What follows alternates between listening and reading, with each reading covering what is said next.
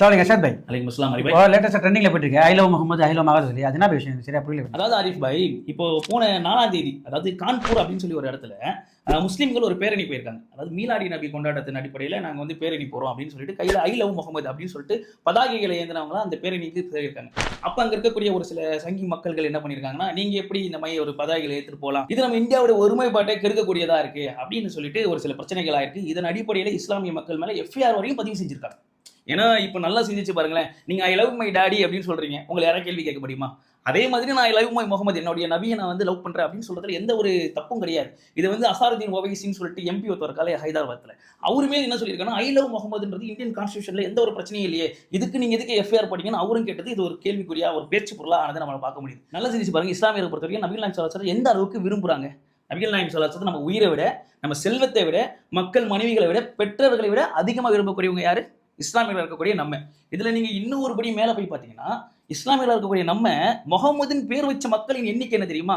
180 million மக்கள் உலகம் முழுதான் முகமதுன்ற பேரே வச்சிருக்காங்க. அதுவும் இல்லாம மைக்கேல் ஹெச் ஹார்ட்னு சொல்ற ஒரு ஆஸ்ட்ரோபிசிக்ஸ் விஞ்ஞானி தி 100 influence people in the history அப்படின்னு சொல்லிட்டு ஒரு புக் எழுதுறாரு. அந்த புக்கில் கூட முகமது நபி ஸல்லல்லாஹு அலைஹி வஸல்லத்தை தான் முதல்ல வைக்கிறார். எதுக்காக? முகமது நபி ஸல்லல்லாஹு அலைஹி வஸல்லம் இறை தூதராக மட்டும் இல்ல, அவர் வந்து ஒரு நாட்டோடைய அரசராக மட்டும் இல்லாம அவர் வந்து என்னன்னா குடும்பவியலையும் சிறந்தவராக இருந்தாரு, மக்களுக்காகவும் சிறந்தவராக இருந்தார், அதே நேரத்தில் இறை தூதராகவும் இருந்தார் அப்படின்னு சொல்லிட்டு அவருக்கு நான் முதலிடம் தரேன் அப்படின்னு சொல்லக்கூடிய வண்ணத்தை பார்க்க முடியும். இஸ்லாமிய மக்களே ஒரு தொழுகையிலும் நபிகள் நாயகம் ஸல்லல்லாஹு அலைஹி வஸல்லம் மேல நம்ம எதுக்காக ஸலவாத் ஓதுறோம்? நபி மேல ஸலவாத் ஓதுறோம், வாங்க சொன்னா ஸலவாத் ஓதுறோம். இதெல்லாம் நபிகள் நாயகம் ஸல்லல்லாஹு அலைஹி வஸல்லம் மேல இருக்கக்கூடிய அன்பின் வெளிப்பாடா இருக்கு. அதன் அடிப்படையில் நம்ம ஐ லவ் முகமதுன்னு சொல்றோம். இதுல எந்த ஒரு தப்பும் இல்லை. இதை பார்க்கக்கூடியவங்க யார் தெரியுமா இதை வெறுப்படைகிறாங்க? நம்ம கூட இருக்க தொப்புள் குழு சகோதரர்களாக இருக்கக்கூடிய ஹிந்து மக்கள். இது அவங்க எல்லாருக்கும் தெரியும் நம்ம எப்படி எந்த அளவுக்கு நம்ம விரும்புறோம்னு சொல்லிட்டு. சங்கிகளா இருப்பாங்களா இல்லையா? அந்த சங்கிகள் வெறுப்படைகிறாங்க. சங்கிகளோட என்னன்னு தெரியுமா? இஸ்லாமியர்கள் இந்தியா நாட்டுக்குள்ளவங்களே கிடையாது, அதனால அவங்க ஒரு விஷயத்தை செய்யறப்ப நம்ம அதை எதுக்கணும். நம்ம மோடிஜி வாழ்க, அமித்ஷா வாழ்க, யோகி ஆதித்யநாத் வாழ்க அப்படின்னு சொல்லிட்டு இருக்கக்கூடிய இந்த காலத்துல இன்னைக்கு உயிரோடு இருக்கக்கூடிய மக்களை பார்த்து சொல்லிட்டு இருக்காங்க, நம்ம 1400 வருடங்களுக்கு முன்னாடி நமக்கு ரோல் மாடலா இருந்த ஒத்தவரை நம்ம லவ் பண்றோம் அப்படின்னு சொல்றது அவங்களுக்கு பொறுக்கல.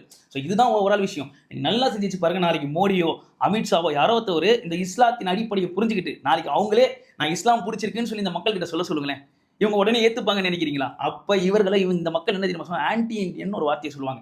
ஸோ இவங்களோட விஷயம் வந்து என்னன்னா, இஸ்லாமியில் வெறுப்பு பிரச்சாரம், இஸ்லாமியர்களை வச்சு இந்த நாட்டில் இருந்து இருக்கக்கூடிய வெறுப்பை தெரிவிக்கணும், அதே நேரத்தில் இஸ்லாமியர்கள் மூலமா இருக்கக்கூடிய ஓட்டு அரசியலை நம்ம வாங்கணும். இதன் அடிப்படையில் தான் இவங்க இந்த வேலையை செஞ்சுட்டு இருக்கிறத நம்ம பார்க்கணும். எத்தனையோ மக்களுக்கு நபிகள் நாயகம் ஸல்லல்லாஹு அலைஹி வஸல்லம் வரலாறு தெரியாதவங்க இன்னைக்கு வரலாறு படிக்க ஆரம்பிச்சிட்டாங்க. இது மூலியமா சங்கிகளே மாற்று மத சகோதரர்கிட்ட முகமது நபி ஸல்லல்லாஹு அலைஹி வஸல்லம் யாருன்றதை அறிமுகப்படுத்திட்டாங்க அப்படின்றத நம்ம எடுத்துக்கணும். இதன் அடிப்படையில் நம்ம சொல்லக்கூடிய ஒரே விஷயம் தான், முகமது நபி ஸல்லல்லாஹு அலைஹி வஸல்லம் நாங்கள் எங்கள் உயிருக்கு மேலே நாங்கள் நேசிக்கிறோம். அவங்களை நாங்கள் நேசிக்கிற அடிப்படையில் நீங்கள் யாராவது எங்கள் மேலே எஃப்ஐஆர் போட்டீங்கன்னா இதை நாங்கள் ஜனநாயக முறைப்படி போராட்டங்கள் மூலமாகவும் சட்ட ரீதியாகவும் இதை அணுகுவோம் அப்படின்றத இந்த வீடியோ மூலமா சொல்லிக்கிறோம். இன்ஷா அல்லாஹ்.